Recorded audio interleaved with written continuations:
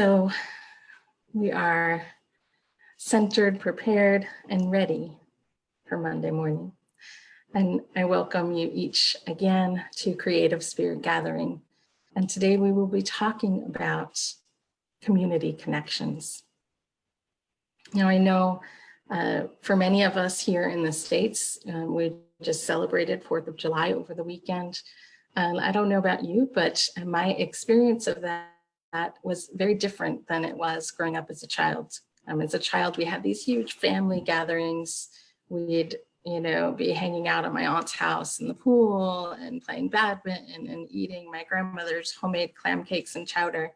And this year, I celebrated on my back porch with my husband and my son, watching fireworks off in the distance and watching my husband explode a few things in the backyard. But for many of us, that sense of community and what community means has really shifted over the past few months. And as we move through this time of experiencing, what does that mean to us? When we are experiencing this time where we're asked to participate in social distancing, and we're not seeing our family, our extended family as much, or traveling very much, and getting together with big groups and having the fireworks and potlucks in the way that we normally do. It's creating this space where maybe we have an opportunity to think about the importance of community in our lives. I know when quarantine was first lifted and we were all invited, okay, if you want to go out and play, with precautions, but we hadn't, for so many of us, hadn't seen anybody other than our immediate family for months. And that sense of what does it feel like to move back into community, even in a different way, and starts to bring up ideas around what is community and how important is community in my life.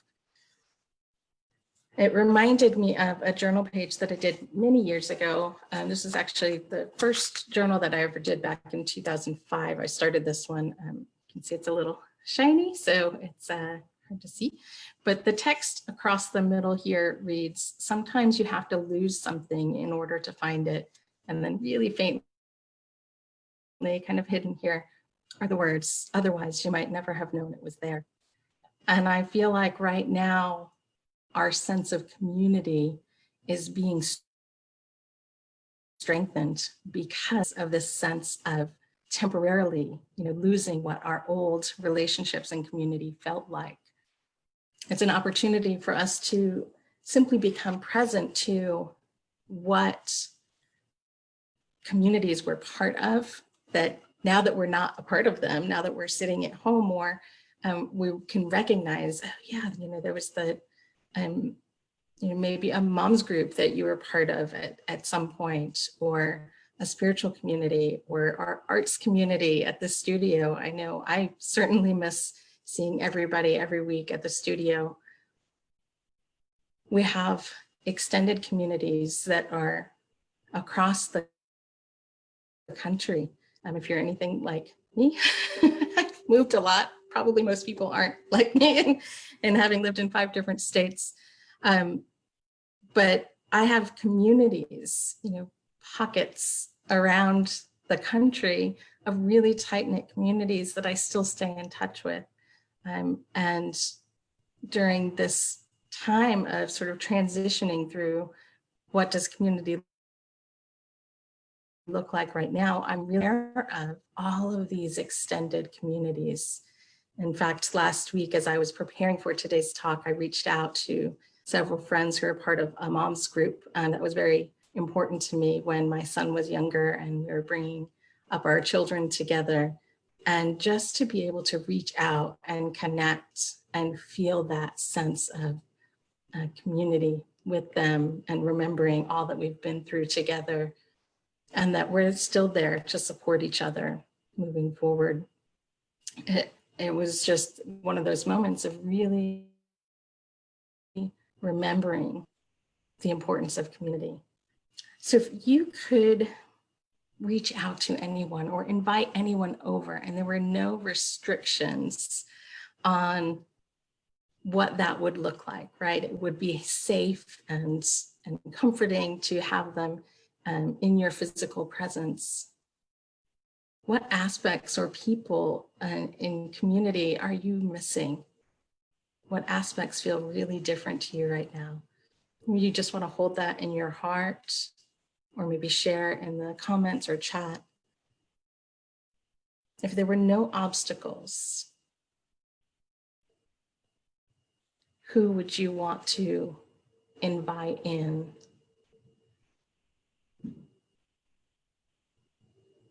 For many of us, even taking this moment reminds us of that changing sense of community right now.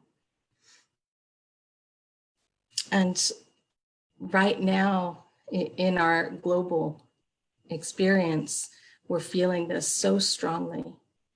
We are connected in our disconnection to our normal way of being in community.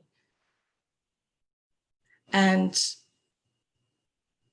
we know that it's a temporary experience, that we're in a state of transition. We're almost in this point of void. Transitions have 3 stages. There's the beginning or the, an ending to something. So like the beginning of the ending. And a lot of people think of things, things end and then something else begins. But the truth is there's a space in between that. And that's sort of that space that we're in right now. This is the transition space where we're processing, we're exploring, we're in it before we can get to the new beginning. What does that look like? And I hear so many people use the phrase new normal. I don't think so. Normal is a very relative term to begin with. So we're not trying to reach, say, a new anything, but just being aware of where we are right now and processing that, processing the communities, processing the relationships. And as we move through this month, we will explore, those different aspects of community and explore how do we deepen those connections even in our current situation. So as we move through this time of change, we know, even though our connections are not the same, that we are still connected, that we still have communities here to support us on this journey. This is one way that we can come together in community and be there for each other every Monday morning and hold that energy throughout the week. So as we move into our journal practice today, I'm going to invite you to simply explore the various communities in your life. Explore what those are, see them reaching out and how far they reach. Noticing our family, our friends, our spiritual community, clubs, classes, gyms, the studio, your neighborhood, your country, the global community. Notice which ones, as these are shared and you're hearing these words, which ones are resonating really strongly for you right now? Which ones are in a transition state? And as we move into our journaling, I invite you to simply bear witness to the feelings and emotions that come up as you explore community. One way that I've worked with any sort of branching out of ideas or looking at extended things is creating tree images. Now, of course, you don't have to make a tree today, but if you want to, you're certainly welcome to. What I love about trees is there's so many opportunities for extension. There's the trunk itself, but then all these branches that can come out and extend. The roots can go down and dig into the earth. And you could almost imagine each of these like an extended community tree Like people create family trees. It could be, you know, this is my spiritual community. This is my art community. This is my homeschool mom's community. These are the ladies that I see at the pool every summer in that community. And just looking at what aspects of community are present in your life and just noticing, presencing your body's energies and emotions. That's the whole point of process art and expressive art. So what we're doing on our journal, it's not about creating pretty pictures. As I shared with you, the very first image today, this one was layers and layers of messiness, lots of text, lots of paint, and literally smeared on the paint with my fingers. So if that's what will help you to process your energy and process what's coming up for you as you're thinking on this topic today, then allow yourself to just get messy on the page.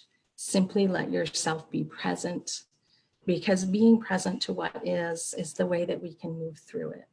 Being present to our emotions right now is the way to heal them and move through to the other side.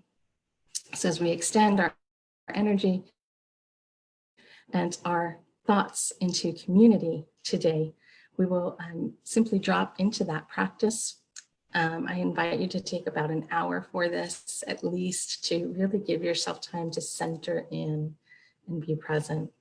Before we move into our journals, I just want to thank you all again for being here, whether you're in our Zoom room or joining us on Facebook Live. You are part of our extended community, as are those who might watch this later in our archive section. If you feel spiritually inspired or uplifted by any aspect of this program, we invite you to consider making a donation, and you can do so on our website at unityartsministry.org. As they say on PBS, this program is made possible by viewers like you. So we thank you in advance for your support. For those in our Zoom room,